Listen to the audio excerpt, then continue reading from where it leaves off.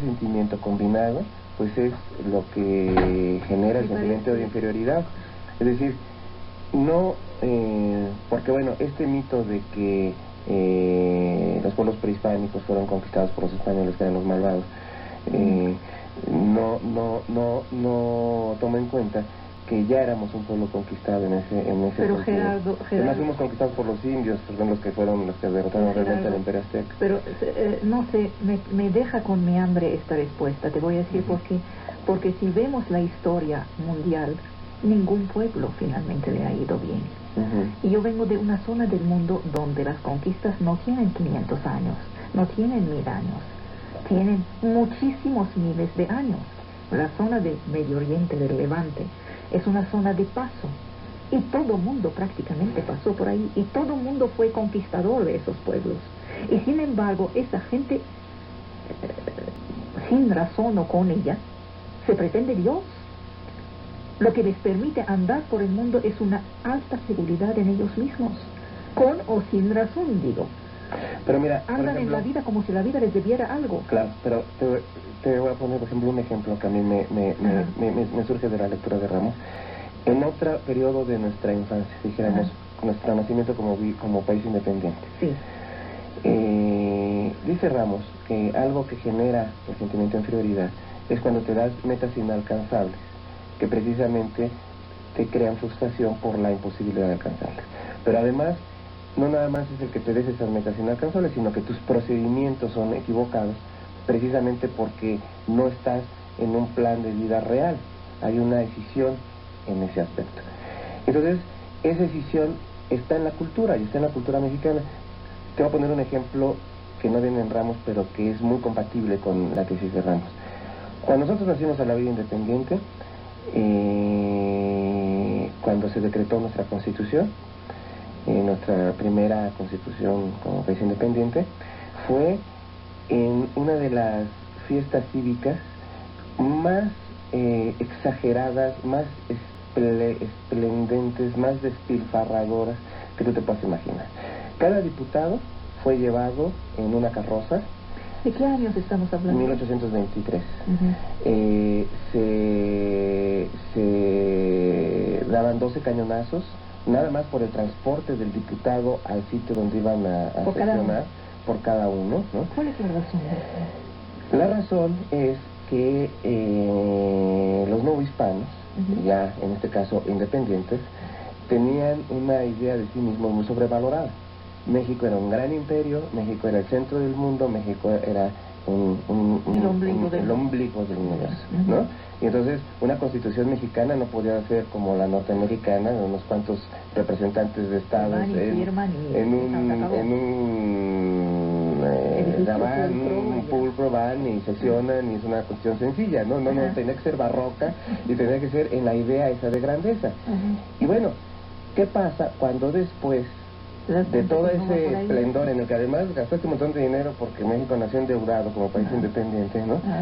Y estás en esta situación que tú mismo estás creando un sobrepasamiento de tus fuerzas, y entonces llega un momento en que caes. 20 años después vienen 7,000 norteamericanos y le dan una paliza a este país militarmente hablando, ¿no?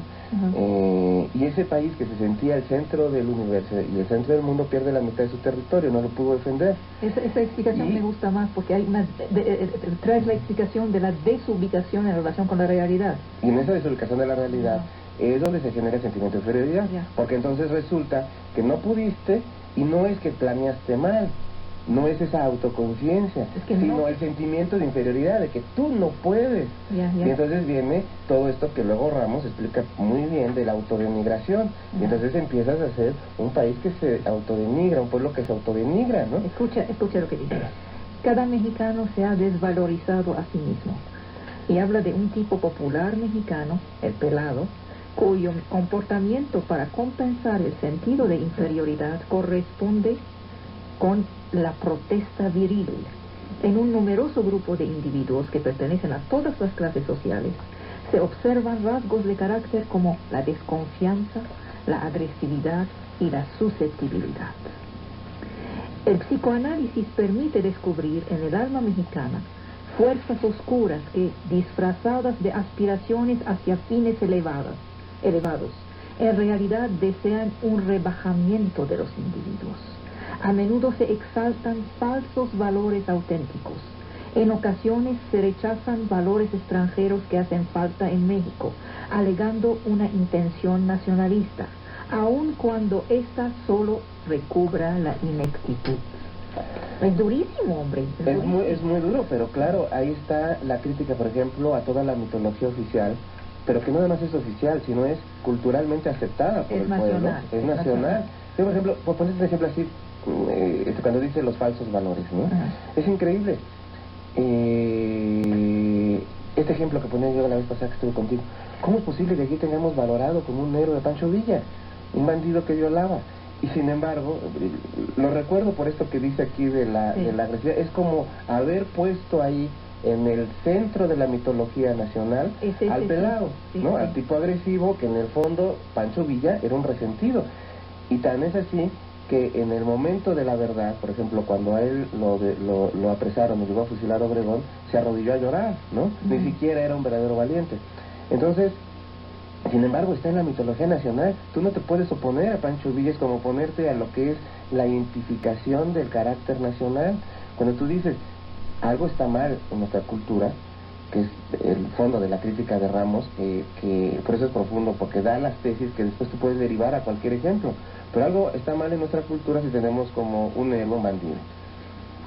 Fíjate, Gerardo, lo que a mí me parece increíblemente valiente en eso, yo no sé cuál era la atmósfera en el 35, 34, tú debes saber mucho más que yo en eso. Era igual que de la pero sin becas de Conaculta, pero lo politically incorrect de esto. Por ejemplo, la moda del admirar al indio por indio. Mira lo que dice. Él lo está escribiendo. Sigo, por ejemplo, con el recuento de las páginas. Que era en los años 30, perdón. Ajá. Era en el nacionalismo mexicano, la parte del indigenismo. En los 30 es cuando es la super revaloración del indígena en ese sentido mitificado. Y mira, entonces es aún más valiente entonces. Escucha. No creemos que la pasividad del indio sea un resultado de la esclavitud. Su espíritu estaba dispuesto a la pasividad. Desde antes de la conquista eran reacios a todo cambio, a toda renovación. Vivían apegados a sus tradiciones, eran rutinarios y conservadores. En el estilo de su cultura quedó estampada la voluntad de lo inmutable. En su arte, la propensión a repetir las mismas formas en lugar de la verdadera actividad creadora. El indio actual no es un artista. La expresión del arte de la meseta mexicana es la rigidez de la muerte, como si la dureza de la piedra hubiera vencido la fluidez de la vida. Hay rigidez sobria y seca, cuya base es una interna apatía e insensibilidad para los estremecimientos más profundos de la vida. El indio mexicano es incompatible con una civilización cuya ley es el devenir. Lo nuevo nos interesa solamente cuando es superficial, como la moda. Nuestros cambios son más aparentes que reales, son disfraces. En mi vida he dicho cosas tan duras como esta. Yo imagino a Ramos suelto ahora, yo creo que lo comerían vivo.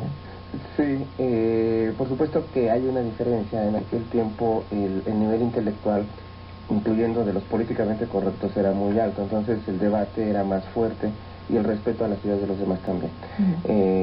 Pero ahora evidentemente la mediocridad, la mediocridad es muy fuerte, entonces yo creo que sí se lo almorzarían a don Samuel. Pero bueno, algo que es muy importante, o lo ignorarían. Yo creo que estaría en el silencio. Estaría en el silencio.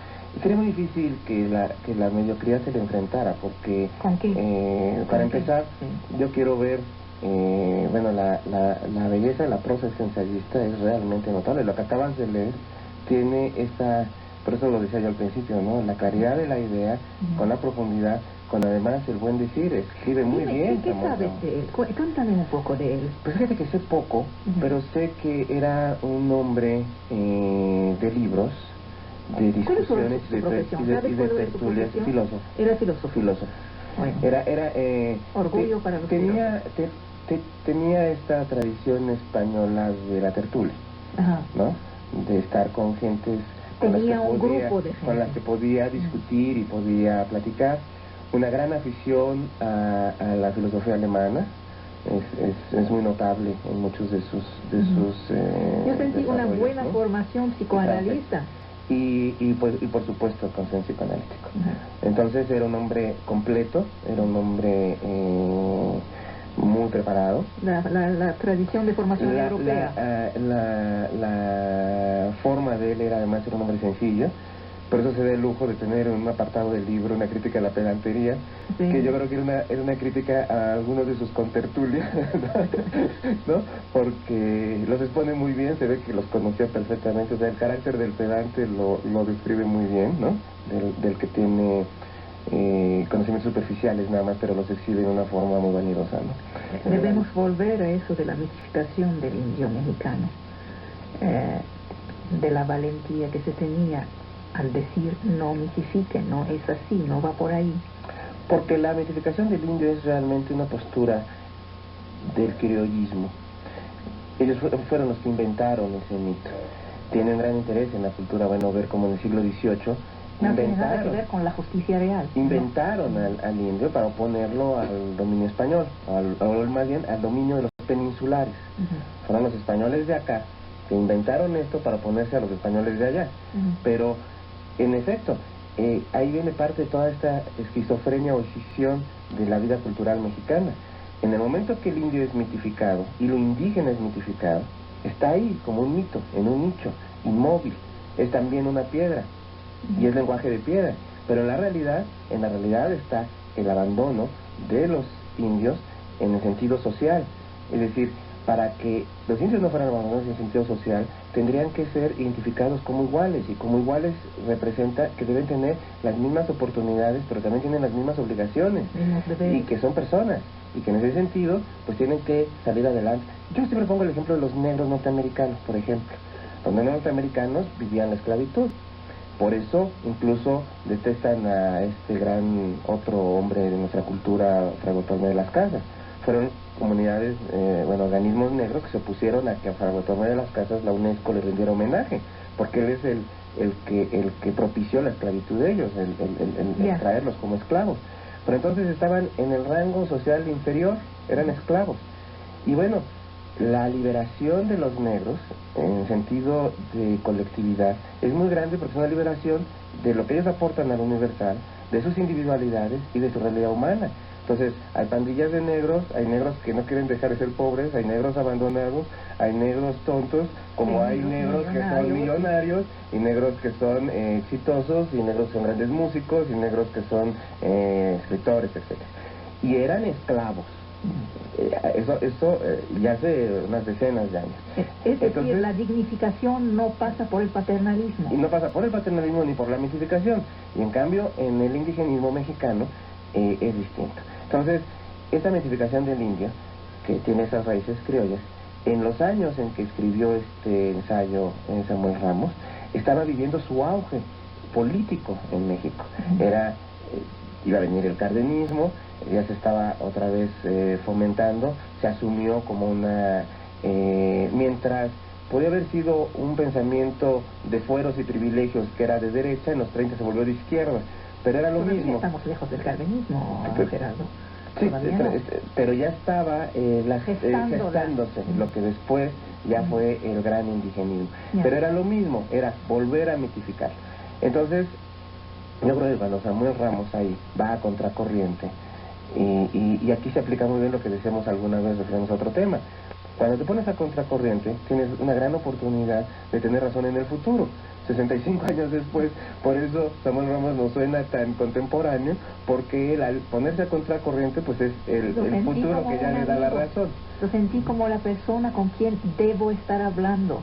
Así es es mi contemporáneo. Pero claro, fíjate qué descorazonador debe haber sido, igual de descorazonador con nuestra soledad actual. Dice en un principio de capítulo, estoy siguiendo las páginas sin orden, así como viene el orden de las páginas, para ahorrarme la crítica de editar. Dice, ¿qué dosis de verdad puede soportar el hombre? Nietzsche. Eso es una cita de Nietzsche. Se estaba dando cuenta que hay un límite a la crítica, porque criticamos y luego se nos voltea el mundo en contra, y nos damos cuenta que la crítica no aportó lo que pensamos que iba a aportar. Lo único que aportó es lastimar, es herir. Yo eso lo viví de manera constante en mis programas.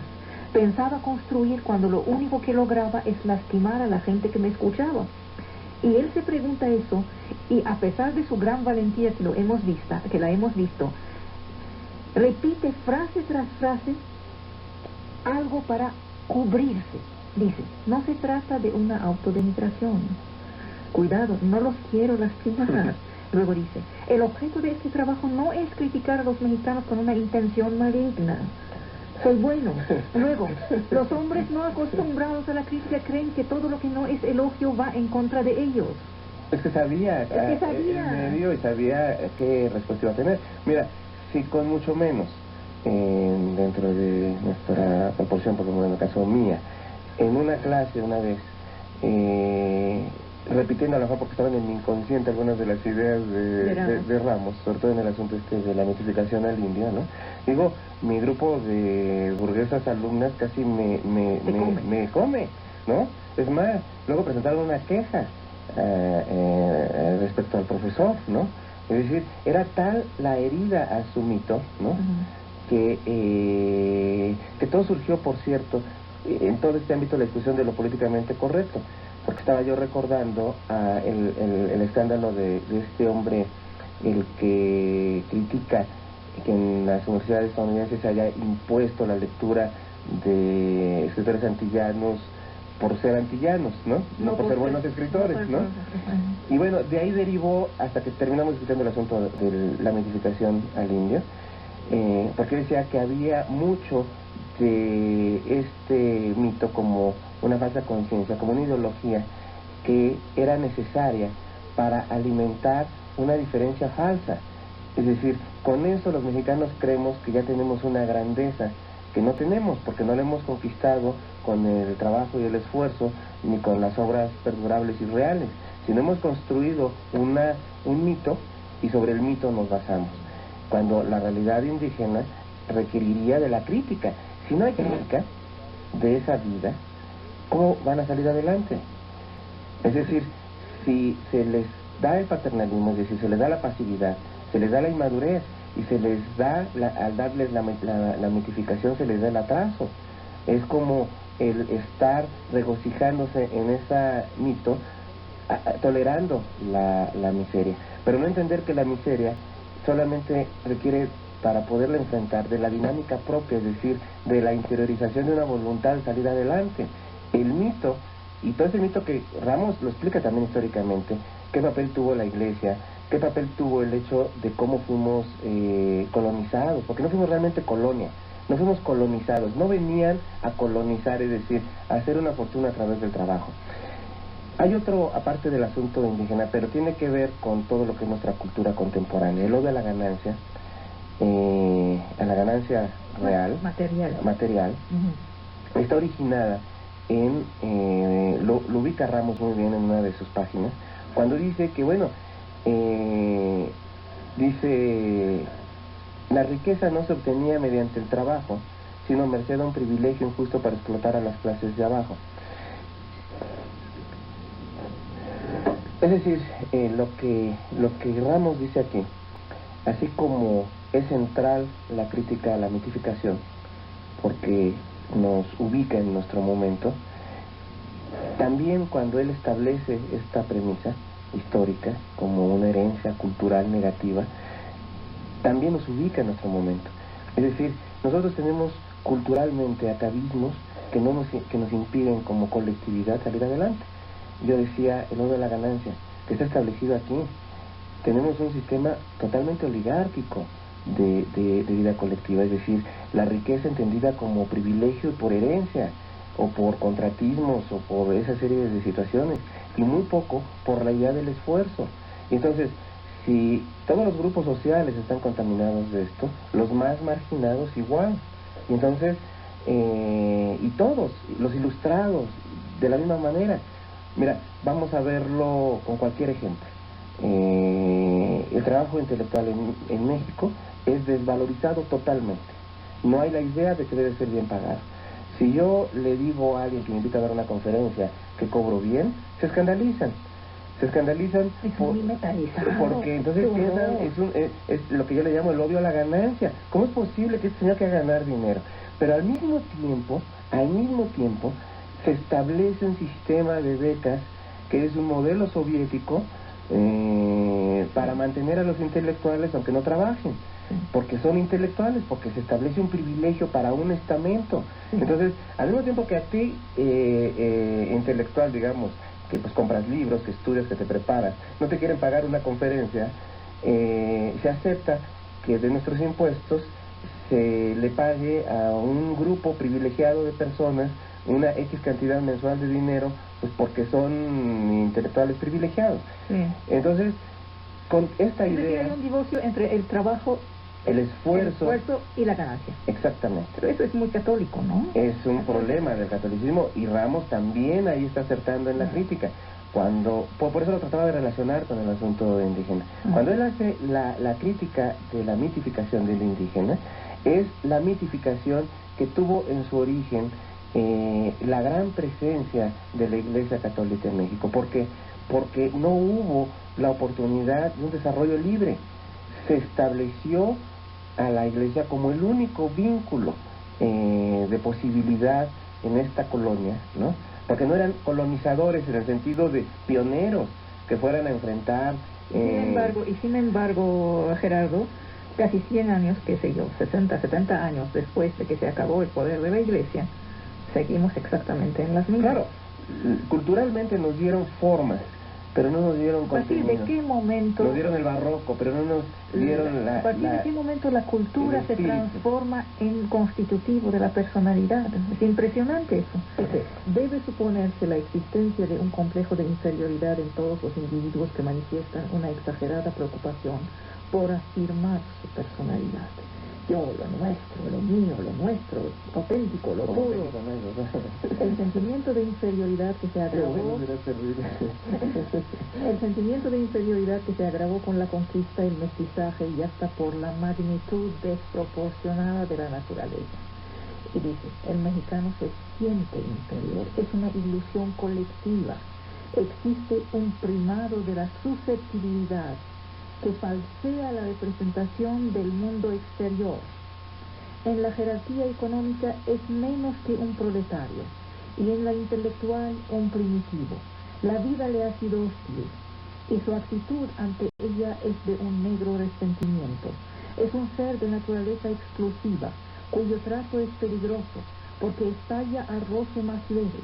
Sus explosiones son verbales, y tienen como tema la afirmación de sí mismo en un lenguaje grosero y agresivo.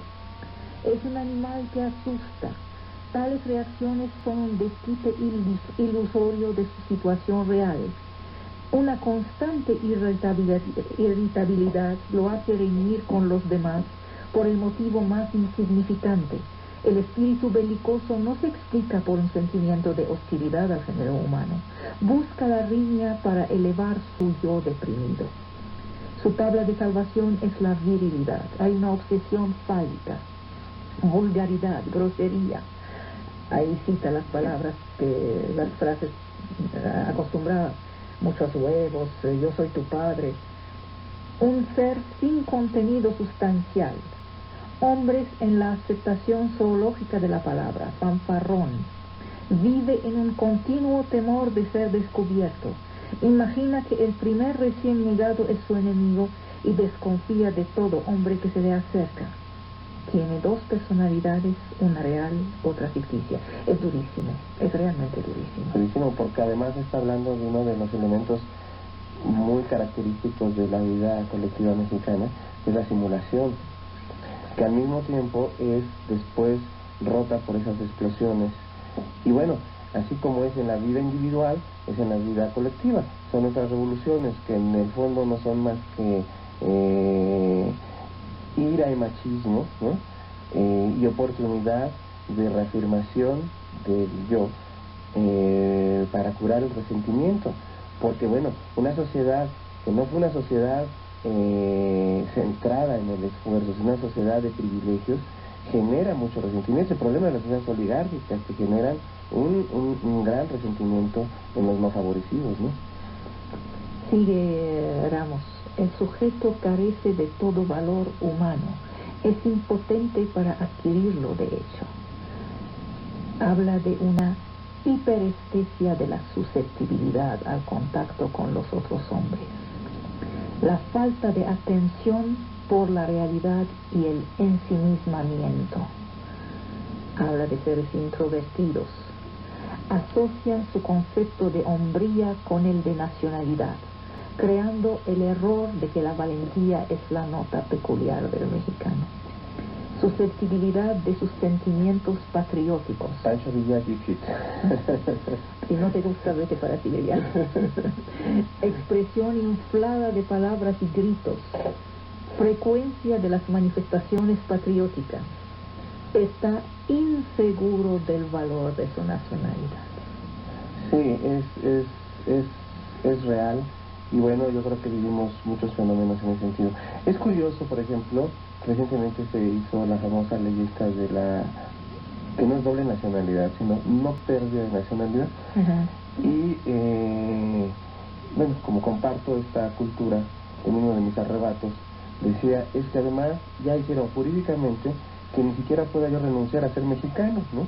Ahora esa fuerza, o sea, ni siquiera en mi momento ya lúcido yo pueda irme y elegir otra nacionalidad. Hicieron una ley que dice que no puedo jamás perder mi nacionalidad, entonces no puedo hacer un acto libre de conversión a otra nacionalidad.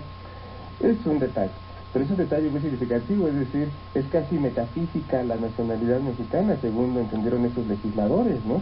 Yo entiendo como uno de los derechos ya cosmopolitas el que alguien pueda elegir otra nacionalidad, y aquí de pronto un legislador dijo, no puedes, no la pierdes nunca, ¿no? Eso es muy común, Gerardo. Por ejemplo, yo soy mexicana desde hace ya muchos años. No tenía ni siquiera papeles sirios porque entregué mi pasaporte sirio a Relaciones Exteriores. Y resulta que cuando volví a visitar a mi familia descubrí que nunca se me pierde la nacionalidad siria. Generalmente los países pequeños se defienden de esta manera. Uh-huh. Yo no le doy tanta importancia a eso, fíjate. Yo le doy más importancia a algunos otros factores, como el hecho de impedir la integración del individuo que sí quiere ser mexicano. Bueno, porque habría la idea de que entonces, mira, para que tú te reafirmes como cultura, necesitas ser universal. Hay elementos de la cultura mexicana que no hemos valorizado suficiente. Por ejemplo, cuando en Estados Unidos todavía había esclavitud, nosotros ya la habíamos abolido. Sí. Pero en lugar de que eso se haya convertido en un valor, porque es un valor universal. Es un valor, es formidable. Un país que dijo, nosotros no queremos esclavos, cuando en Estados Unidos, por ejemplo, la esclavitud estaba legitimada y legalizada. La laicidad mexicana, por ejemplo, es un valor. Esas son las grandes cosas de México.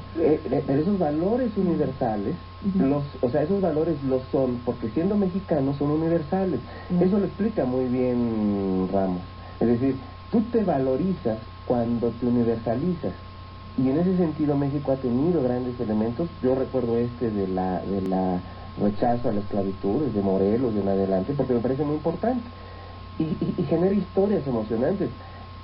Los primeros irlandeses que se unieron a la batalla de México en la invasión contra Estados Unidos venían acompañados de 4 esclavos negros que desertaron porque precisamente en México no existía la esclavitud. Entonces, esos hechos, incluso ese puro hecho, debería haber sido, debe ser enseñado escolarmente para elevar la autoestima nacional, porque eso sí nos establece una diferencia positiva respecto a otros, claro. ¿No? Uh-huh. Y sin embargo no. Y sin embargo, esas cosas pasan desapercibidas. Te voy a dar otro pequeño ejemplo.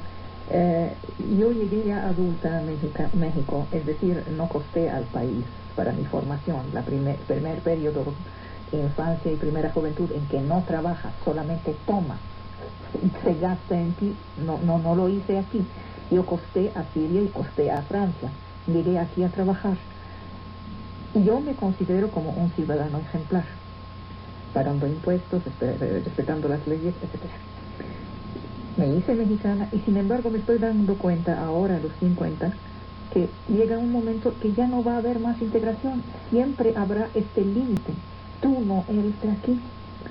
A partir de un cierto momento ya no vas a estar integrada, vas a seguir siendo la foránea toda tu vida y te lo van a recordar en cada momento en que abres la boca, en que respiras chueco, en lo que sea. Y me doy cuenta de eso. En esos días viene una delegación de Canadá para discutir los asuntos del Tratado de Libre Comercio, y en ella viene un primo mío, un antaqui mío, como parte de la delegación canadiense, a defender los intereses de su país.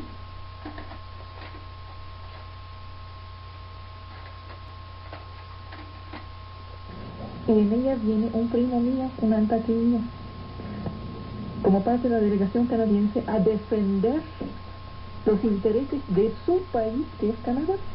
Es decir, ahí la integración se ha hecho de manera absoluta. Ha tenido el mismo recorrido que yo, fue a otro país, se integró, se casó, y sin embargo, aquí no se puede y allá sí se puede. No se te olvide que uno de los elementos asociados al sentimiento de inferioridad es el temor. Entonces, la sociedad mexicana es una sociedad de grandes temores. Ahí lo dice Ramos, dice, el carácter mexicano que más resalta es la desconfianza, haya o no fundamento para tenerla. No es una desconfianza de principio, porque el mexicano generalmente carece de principios, es durísimo Se trata de una desconfianza irracional. El mexicano desconfía de todos los hombres y de todas las mujeres. Si es comerciante, no cree en los negocios. Si es profesional, no cree en su profesión. Si es político, no cree en la política. Considera que las ideas no tienen sentido. Las llama despectivamente teorías. Es formidable. Es sensacional, porque además, fíjate, que no es nada más, por ejemplo, vamos a verlo en el caso nuestro.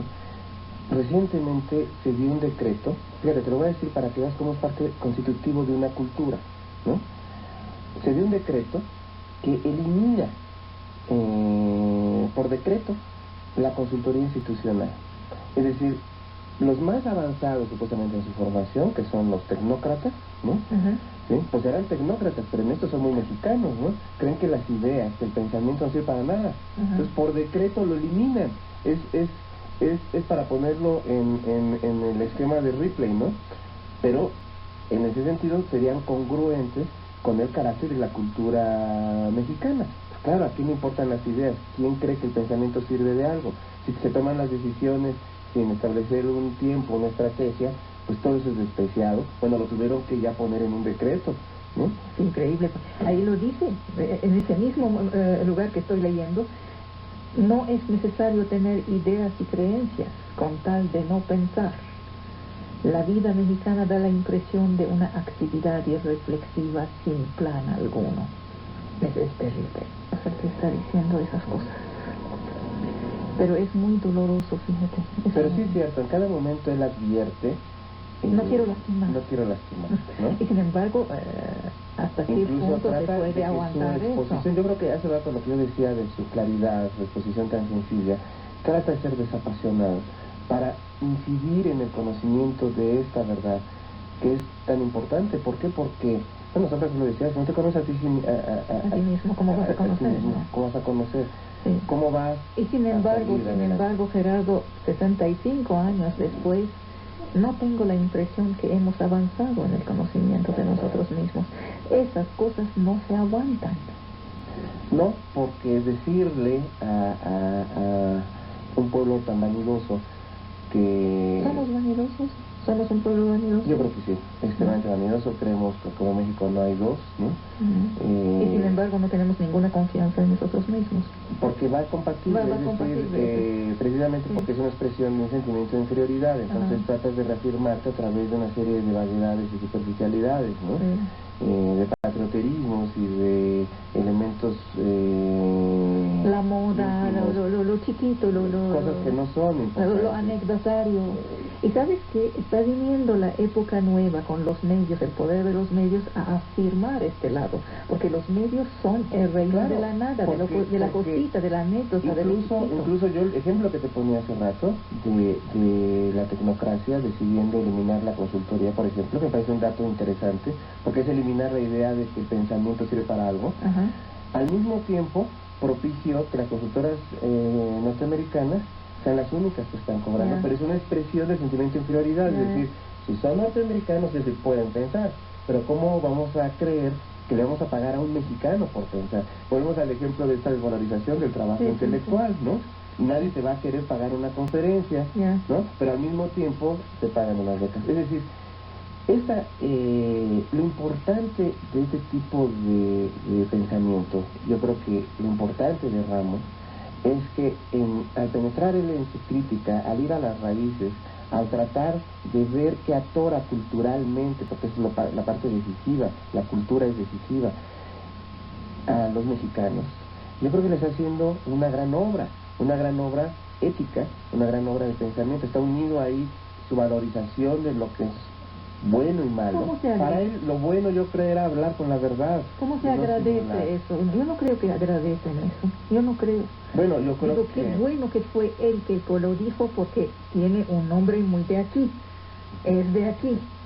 Pero 65 años pasaron y lees eso y lo toman como una agresión, pero... Sí, quizás si le quitáramos el prestigio del nombre, que ya lo tiene en sentido académico, y por desgracia, porque quiere decir que se lee poco. Se lee poco. Y estuviese estas puras ideas expresadas, no sé, con el nombre de Juan Pérez, digo, estarían buscando a Juan Pérez donde colgarlo, ¿no? por decir cosas y conste que lo trató de suavizar, pero es una verdad brutal por sí misma, porque es brutal esta realidad. No puede ser que México siga sin crecer culturalmente, sin crecer espiritualmente. Aquí fíjate, hay una idea nueva aquí, en la página 59. Es la falta del sentido del tiempo, del futuro. Eso es algo muy, muy esencial para aquellos que venimos de fuera, nos damos cuenta de ello. Mira, dice, cada hombre en México solo se interesa por los fines inmediatos. Trabaja para hoy y mañana, pero nunca para después. El porvenir es una preocupación que ha abolido de su conciencia.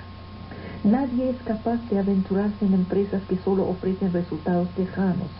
Por lo tanto, ha suprimido de la vida una de sus dimensiones más importantes, el futuro. Tal ha sido el resultado de la desconfianza mexicana. En una vida circunscrita al presente, no puede funcionar más que el instinto. La reflexión inteligente solo puede intervenir cuando podemos hacer un alto en nuestra actividad. Es imposible pensar y obrar al mismo tiempo. El pensamiento supone que somos capaces de esperar, y quien espera está admitiendo el futuro. Una vida sin futuro no puede tener norma. La vida mexicana está a merced de los vientos que soplan, sin disciplina ni organización. La sociedad mexicana es un caos. En este mundo caótico no está seguro ni de la tierra que pisa. Se apresura por arrebatar al momento presente un rendimiento efectivo. El horizonte de su vida se estrecha más y su moral se rebaja hasta el grado de que la sociedad semeja una horda primitiva en que los hombres se disputaban las cosas como fieras hambrientas. Es nuestro momento. Es exactamente eso 65 años después. Y además, mira, los libros que tienen más éxito, las ideas que tienen más éxito en este momento son: coge el momento, haz el momento, vive el momento. Yo no me preocupo ni por el pasado ni por el futuro. Es exactamente esta tendencia que ya existe en él. Vamos a verlo ahora en una crítica política en nuestro momento. Como una vez en un programa de radio de otra índole, se me ocurre hablar de la sociedad y decir, es que es responsabilidad de la sociedad mexicana. Bueno, se me fueron encima, el locutor se me fue encima y dijo, no, eso es responsabilidad del gobierno. Y digo, no, lo que pasa es que el gobierno está sustentado en una cultura que es la de nuestra sociedad.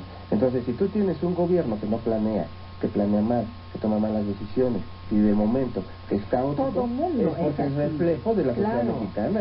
Eso no es pensar gratuito. a largo plazo, no pensar a futuro. Por eso perdemos en una historia mundial en donde la decisión, o sea, el futuro lo vives a través de la toma de decisión.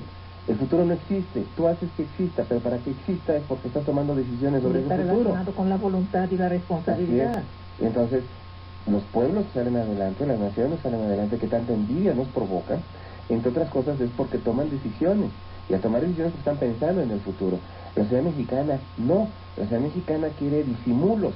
¿Por qué? Porque la simulación es un vínculo, es la máscara que nos une a todos. Pero fíjate, como sociedad. Tú hablas a nivel político, véalo a nivel económico.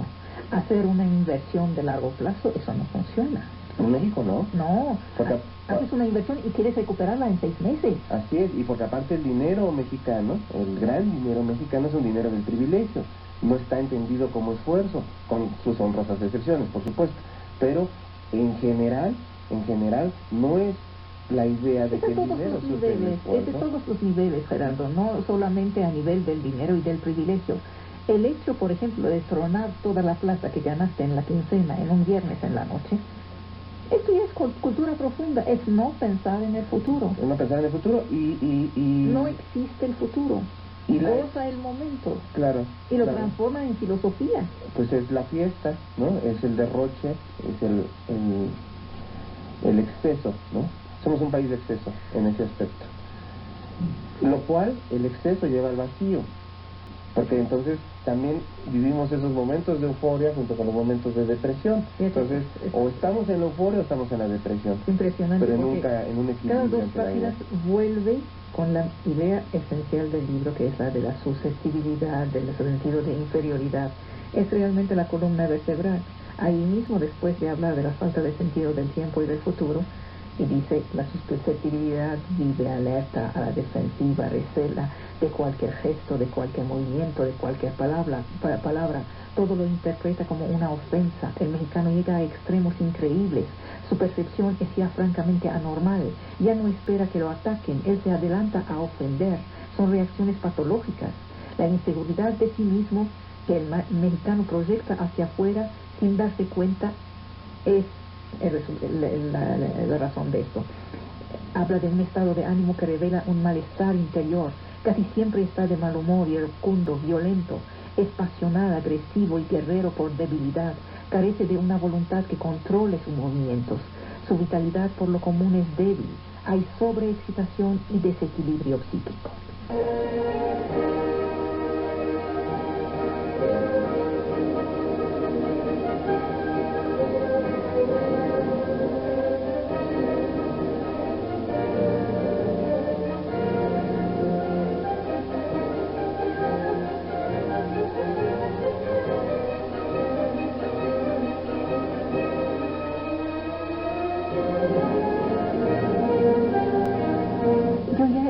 Un programa sobre la masonería hace como 4 años o más, 4 y pico.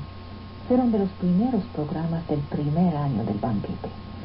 En aquel momento he hablado de la masonería externa, es decir, su presencia en el mundo, es decir, la gente famosa que ha sido masón, pero no he entrado en el alma de los masones. Y como detesto repetir una misma cosa, porque me parece que es una solución de facilidad. Yo sé que la gente no ha escuchado el primer programa, muchas de las personas que me escuchan no conocen el primer programa. Pero si no voy más lejos, tendría la impresión que fallo con mi deber. Hay primer grado y hay segundo grado. Y vamos ahora a ir al segundo grado. Voy a hablar de lo interior, del pensamiento de los masones. ¿Qué hemos pedido cuando entramos por primera vez en el templo? La luz. En cada una de sus reuniones, miles de masones escuchan o repiten este diálogo. Están erguidos, según la fórmula clásica, erguidos a la orden frente al oriente. allá donde su maestro venerable, entre el sol y la luna, bajo el delta luminoso. ¿Qué horas son? ¿Por qué están así? El ritual es inmutable, procede por cuestiones y respuestas. El maestro de ceremonias punctúa cada frase con su bastón. El experto, con la espada en mano, dispone la escuadra y el compás frente al volumen de la ley sagrada. Más tarde, a medianoche, se pararán después de haber formado entre sí la cadena de unión, después de haber exhortado que la sabiduría se mantenga entre los hombres, que la paz reina sobre tierra, que la alegría sea en los corazones. Cada noche, así, miles de masones abren y cierran su logia. Estoy tratando de recrear la atmósfera de una reunión de logia. La logia era antaño el lugar donde se encontraban los constructores de catedrales para preparar la obra, el taller.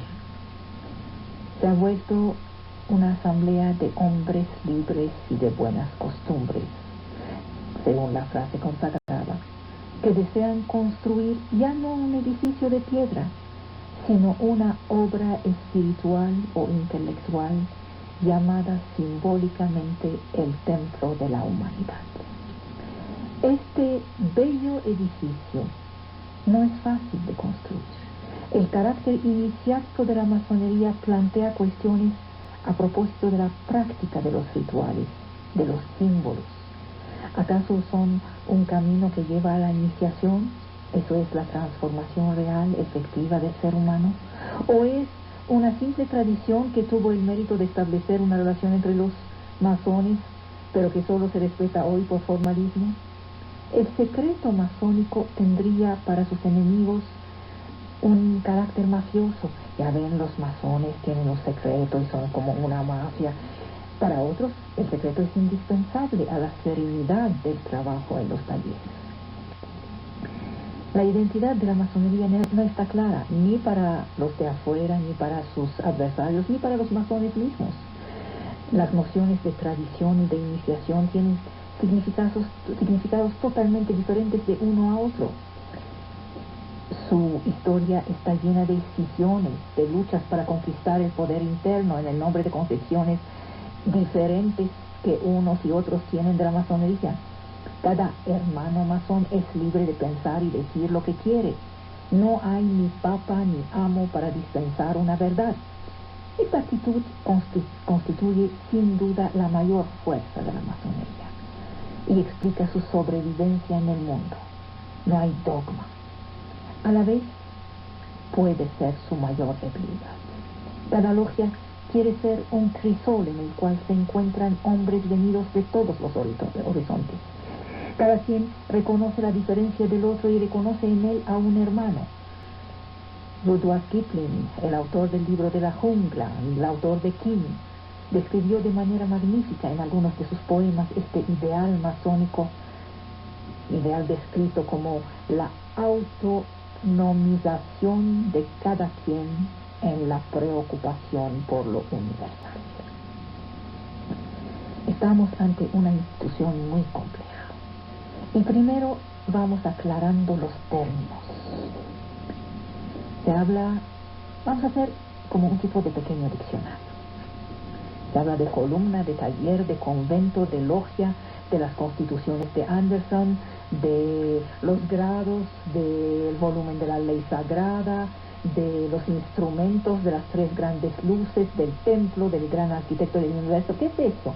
Bien, vamos a verlo. ¿Qué es la columna? Es el lugar donde se sienten los masones en sus trabajos en función de su grado.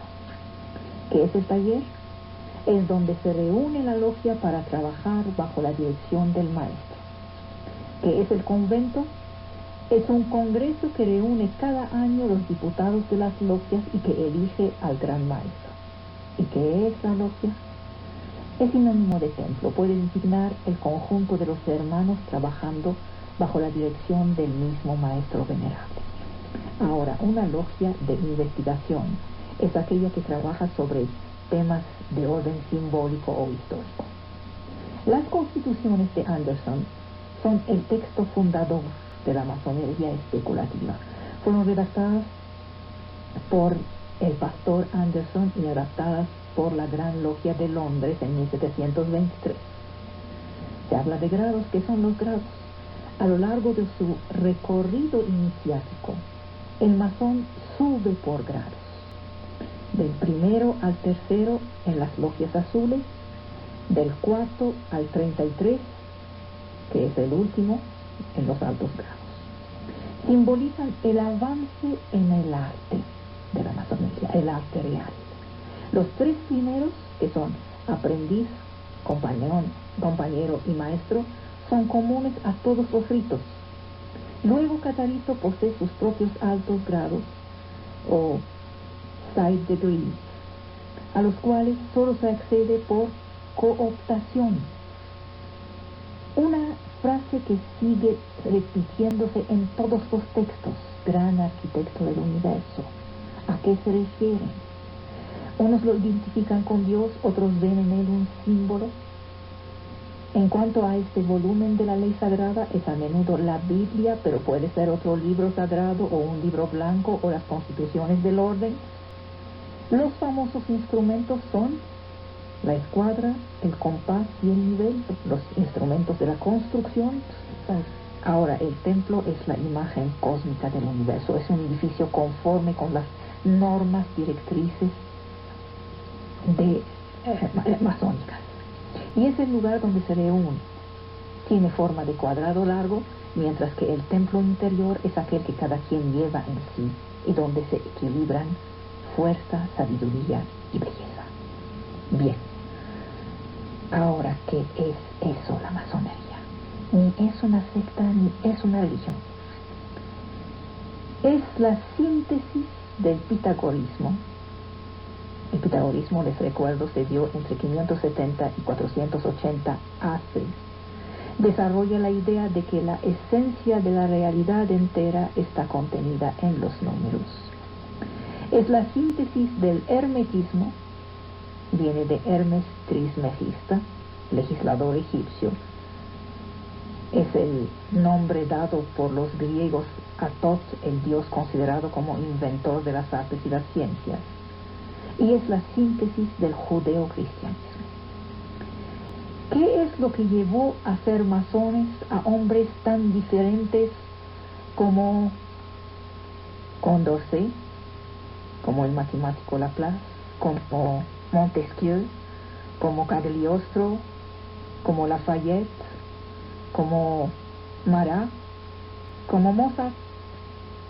Todo este programa nos va a acompañar La Flauta Encantada, el ópera masónico que escribió Mozart, que es lo que llevó a ser masones a hombres como Haydn, como Goethe, como Fichte, como Benjamin Franklin, como Fleming, como Churchill, Eisenhower, o el astronauta Edwin Aldrin, quien caminó sobre la luna con el símbolo de su logia cosido a su traje espacial.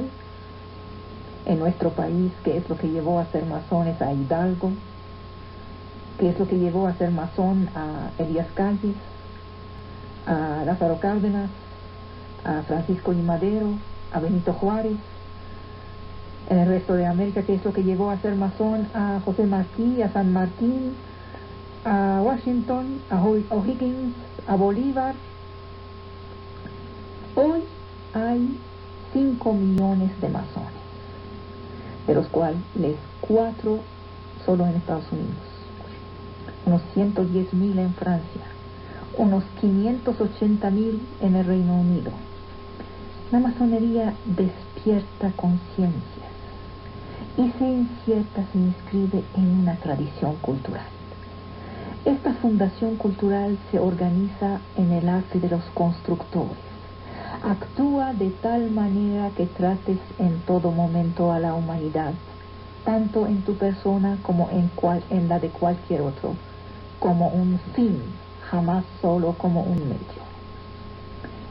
La mirada del masón es universal. Con los constructores la escuadra, el compás, la regla y el nivel son los instrumentos, así como los números 3, 5, 7 y las formas triángulo, estrella de 5 puntos. El símbolo es la piedra bruta que la inteligencia humana transforma en piedra pulida. Tenemos que hacer algo de histórico. A veces la referencia que se usa es aún más vieja que la de los constructores de catedrales. Sería la de los arquitectos del Templo de Salomón. Los más antiguos documentos masónicos que se conocen son el manuscrito Regius de 1390, que es un poema simbólico sobre la organización del oficio, y el manuscrito Cook de 1425, que es la declaración de la deuda del hombre hacia Dios. ¿Por qué los constructores de catedrales? De masón, de albañil, pues. Porque constituían una mano de obra liberada de toda obediencia, que se agrupaba en logias libres, de ahí su nombre, masones francos. La Biblia atesta de la existencia de una jerarquía sobre el terreno de construcción del Templo de Salomón. La simbólica de la logia se inspira de ahí. La carta acordada por la ciudad de Londres a la organización de los masones en el siglo XIV, los masones, es decir, los constructores, los albañiles, clasifica a los obreros en 3 categorías: aprendices, compañeros y maestros. La primera organización de logias de constructores europeos data de 1454 en Ratisbona. Ahí se elaboraron los estatutos de los oficios medievales, gobernados por las 4 grandes logias de Estrasburgo, Colonia, Viena y Berna. En el libro de oficios se prestaba el juramento de conservar el secreto del oficio, el secreto adquirido. Los demás secretos procedían de la geometría. Desde los principios encontramos los matices. En Inglaterra la masonería pasó de operativa a especulativa, y los estatutos Shaw dibujan entonces una red de logias y fijan su funcionamiento.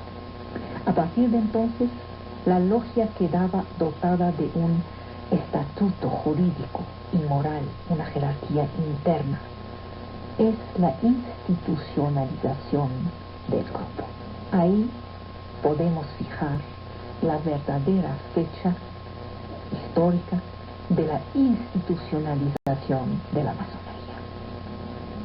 Desde Londres, la masonería inglesa especulativa se puso a irrigar por el continente. Las estructuras Shaw iban a permitir integrar el saber tradicional heredado del oficio: arquitectura, artes liberales, espíritu de solidaridad, uso de símbolos universales. Y los primeros rituales de las logias empezaron a tener lugar en lugares que recreaban el Templo de Salomón. Esta asociación de hombres libres y de buenas costumbres se perpetúa, conoce escisiones, sobrevive a la persecución en el campo, entre los campesinos. Se habla mal de ella, como se habla mal de algo que no se conoce. Se murmura, partiendo de la ignorancia, se murmura que la silla del venerable tiene un agujero para dejar pasar su cola diabólica. Fueron perseguidos. Lo han seguido siendo hasta en el centro de este siglo. En 1941, durante la ocupación alemana, 15.000 masones franceses fueron excluidos de la función pública o dimitidos de sus mandatos electivos. Los masones se van a Londres para luchar por la liberación de su país, que estaba ocupado por Hitler. Son gente, y de ahí viene mi profunda simpatía por ellos, que tratándose de las grandes cosas, las que podría llamar las grandes causas, jamás se equivocaron. Fueron republicanos en la lucha contra el antiguo régimen monarquista. Fundaron la república. Fueron laicos en su lucha contra el poder secular de la iglesia, cuando la iglesia era poder real, poder en esta tierra. Fueron resistentes cuando Hitler ocupó Europa. En las cosas grandes fueron siempre del buen lado. La masonería. Nacieron a la modernidad con el siglo de las luces, el siglo XVIII. Se llaman ellos mismos hijos de la luz. ¿Por qué entonces opacan su luminosidad estando divididos en dos masonerías? Por un lado la anglosajona, por el otro las latinas. Hay una respuesta a eso. Porque Inglaterra hizo su revolución en 1688. Francia la hizo un siglo más tarde. La masonería fue el brazo secular de la Ilustración. Fue la internacional de los filósofos. Montesquieu, Voltaire, Helvetius fueron recibidos en las logias inglesas. En América, Lafayette y Franklin. En Francia se enfrentaron al poder absoluto, represivo, fueron clandestinos, por lo que se orientaron hacia tesis más radicales que cuestionan el monopolio de la iglesia. De ahí nació la obligación de discreción. En cambio, en Inglaterra se desenvolvieron en una atmósfera más libre. Por eso hay dos masonerías nacidas de la Ilustración. La pluma del hugonote francés de Sablier, exiliado en Londres, y la pluma del pastor presbiteriano Anderson fecundan ambas las constituciones.